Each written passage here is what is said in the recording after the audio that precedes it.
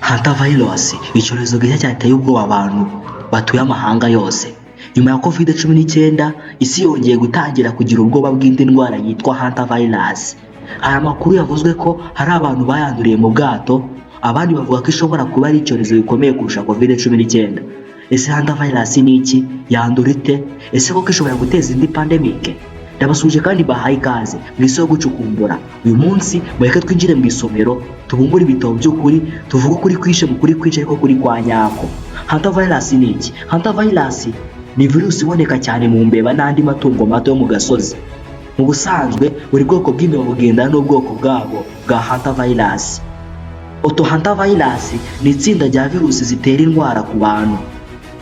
Uburyo bayandura: guhumeka umukungugu uriho inkari cyangwa amase y'imbeba, gukora ku bintu byanduye, kurumwa n'imbeba. Hari ubwoko bumwe na bumwe bwa Andes virusi bushobora kuva ku muntu umwe bukajya ku wundi, kandi ibimenyetso byayo bigaragara nyuma y'amezi 3 gusa. Amakuru ateye ubwoba usanga muri murandasi ndetse n'ahandi hatandukanye.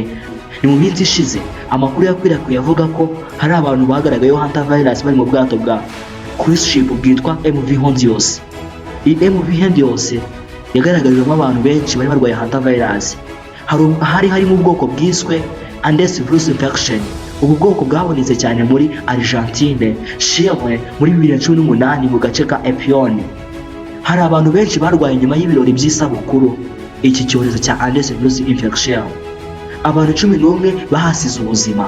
Abashakashatsi basanze umuntu umwe ashobora kwanduza benshi, cyane cyane igihe afite umuriro, kandi kwandura bishobora kuba mu gihe gito cyane mu gihe cyo kwegerana, igihe abantu begeranye. Ibimenyetso bya hantavirus ni indwara itangira nk'ibicurane bisanzwe, ariko ishobora gukomera cyane. Wisuzume wowe urwaye ibicurane: umuriro mwinshi, kubabara imikaya, gucika intege, guhumeka nabi, pneumonia cyangwa ikibazo gikomeye cy'ibihaha. Ibihugu byinshi wasangamo iyi hantavirus iboneka cyane muri Argentina, Chile, United States, China, South Korea, Uburusiya ndetse n'ahandi. Aho imbeba ari nyinshi cyane ni iyi virusi ikunda kuboneka cyane. Hari itandukaniro rikomeye hagati ya hantavirus ndetse na COVID-19. Icya mbere, COVID-19 yandura cyane hagati y'abantu, naho hantavirus akenshi iva ku mbeba. COVID-19 yabaye pandemic ku isi yose, naho hantavirus ntabwo iraba pandemic ku isi yose. COVID-19 yanduraga binyuze mu mwuka, naho hantavirus yandura cyane binyuze mu myanda y'imbeba. COVID-19 yafashe miliyoni z'abantu. Hantavirus imaze gufata abantu bake cyane. COVID-19 hari vaccines nyinshi, naho hantavirus nta vaccine izwi cyane ku bantu benshi, nta rukingo muri make.